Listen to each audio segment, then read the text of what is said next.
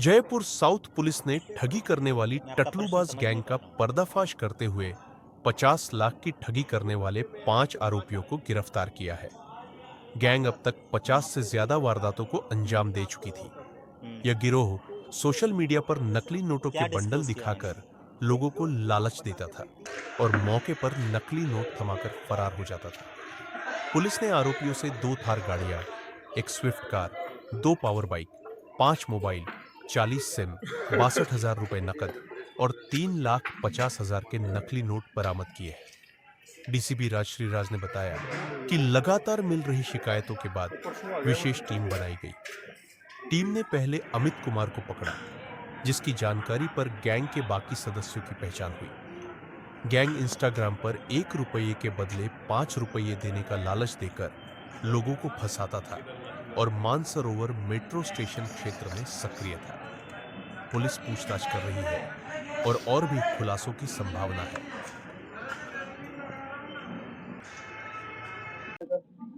पूरी कार्रवाई करेगा बताइए।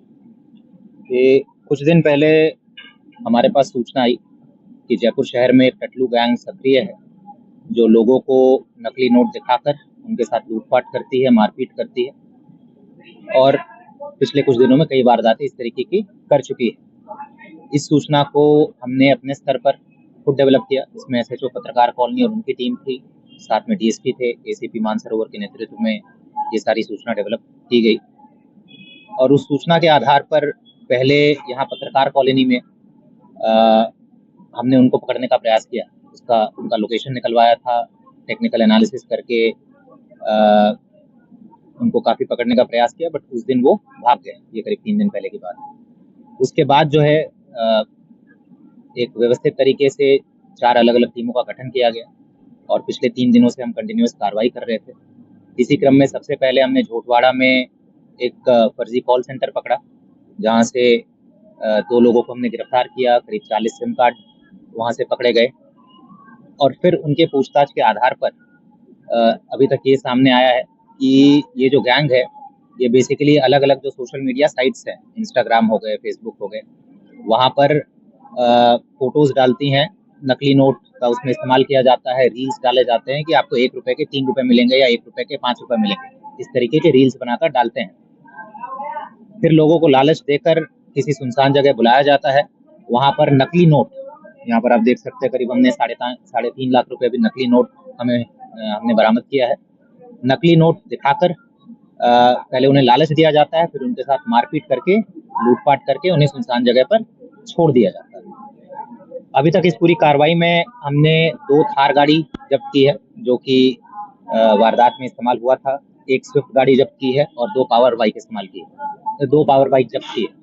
साथ ही साथ 5 मोबाइल फोन और 40 सिम कार्ड जो कि कॉल सेंटर से जब्त किया गया। अभी तक के प्रारंभिक पूछताछ में ये सामने आया है कि नवंबर के महीने में, मतलब पिछले करीब 1 महीने में, इन्होंने करीब 50 वारदातें ऐसी की हैं राजस्थान के अलग अलग जिलों में, जयपुर में भी, जयपुर ग्रामीण में भी, और भी अलग अलग जिलों में, राजसमंद में भी किया है, नागौर में भी किया है।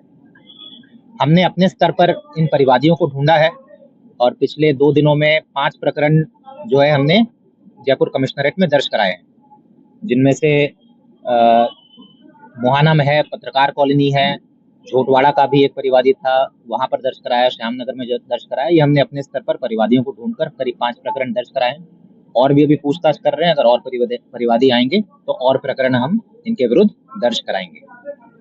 जैसा मैंने बताया कि प्रारंभिक पूछताछ में आया कि पिछले 1 महीने में करीब 50 लाख रुपए की इन्होंने फर्जीवाड़ा किया है और करीब 50 वारदातें की।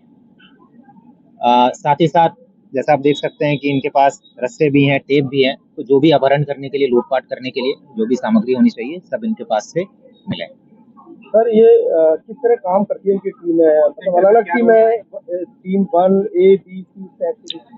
इन्होंने अलग अलग टीमें बना रखी है। एक तो है जो बैक एंड, मतलब कि जो कॉल सेंटर में काम करता है, उनका काम है लोगों से संपर्क करना, सोशल मीडिया पे रील्स बना के डालना, लोगों को लालच देकर फिर उनसे संपर्क करना और उनको एक सुनसान जगह पे बुलाना।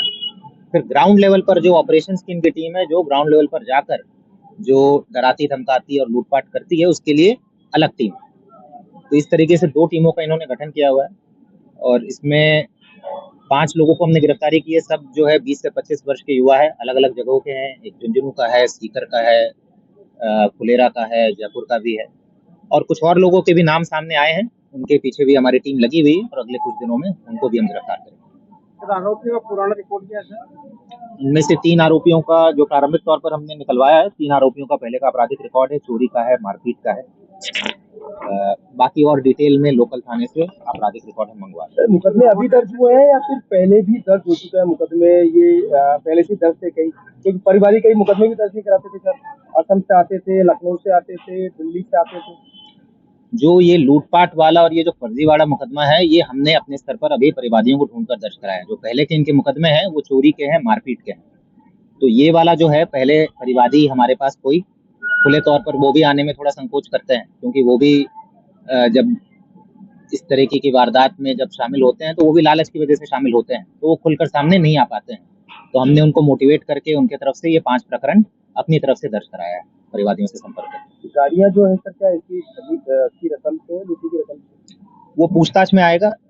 अभी जैसा मैंने बताया कि 2 थार गाड़ी और 1 स्विफ्ट गाड़ी, 2 पावर बाइकें जब्त की हैं। इनके जो मालिक हैं इनसे पूछताछ करेंगे, कब खरीदा है, कैसे खरीदा है, किस पैसे से खरीदा है। अगर अपराध के पैसे से खरीदा गया है तो 107 बीएनएस के अंदर इनको भी जब्त करने की कार्रवाई होगी। हथियार भी थे तो मुठभेड़ हुई थी? हथियार का है हमारे पास सूचना कि इनके पास हथियार होने की संभावना है। वो असली हथियार है, नकली हथियार है, वो तो अभी देखेंगे, क्योंकि नोट तो नकली है, तो हथियार भी हो सकता है कि नकली हो। बट हथियार की सूचना है। अभी जो 2-3 और जो बचे हुए हैं इनमें अपराधी, एक बार उनको पकड़ेंगे तो हथियार के बारे में चीजें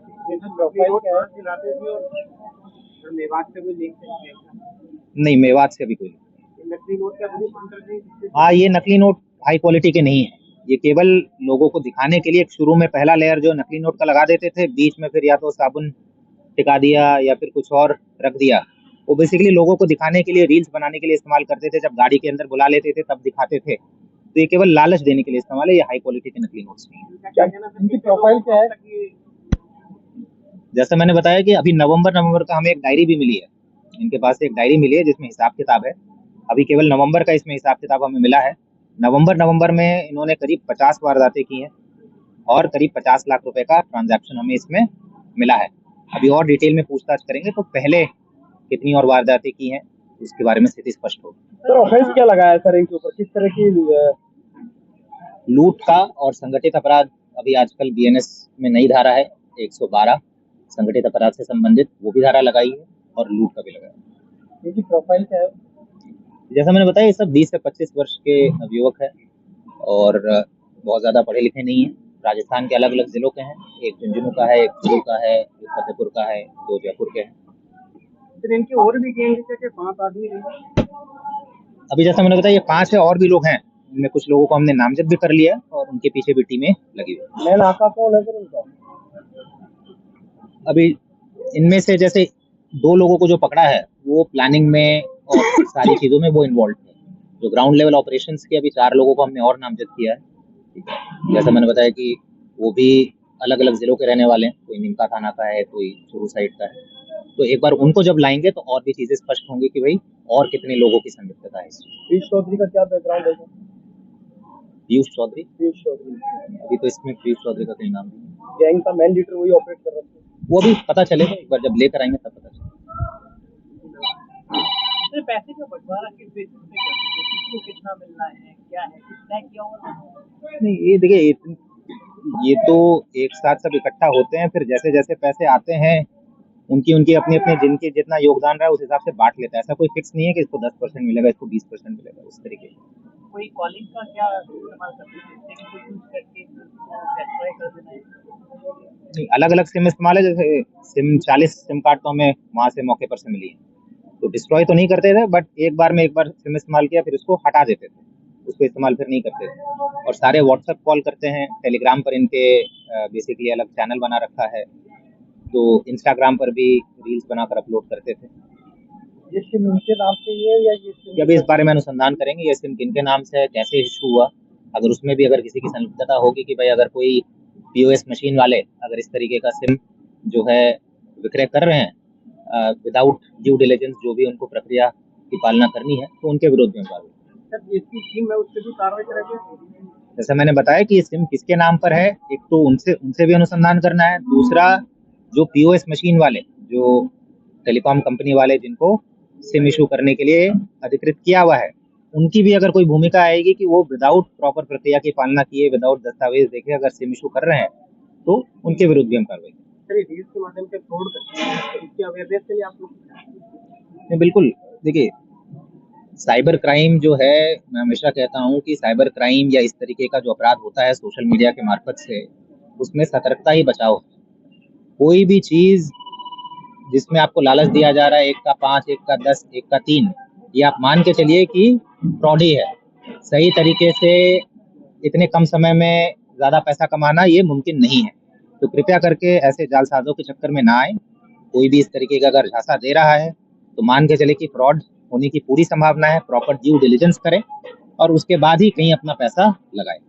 और फिर भी अगर इस तरीके की जालसाजी हो ही जाती है सतर्क रहने के बावजूद भी, तो हमारा 1930 जो है एक टोल फ्री नंबर है, साइबर क्राइम रिपोर्टिंग पोर्टल है। जितना जल्दी आप हमें सूचित करेंगे उतनी जल्दी हम कार्रवाई कर पाएंगे। अगर आप लेट करेंगे तो फिर वो पैसे का ट्रांजैक्शन साइबर क्राइम्स में आगे से आगे बढ़ते जाता है, फिर उसको ट्रेस करना मुश्किल हो जाता है। तो अगर कोई वारदात हो भी गई है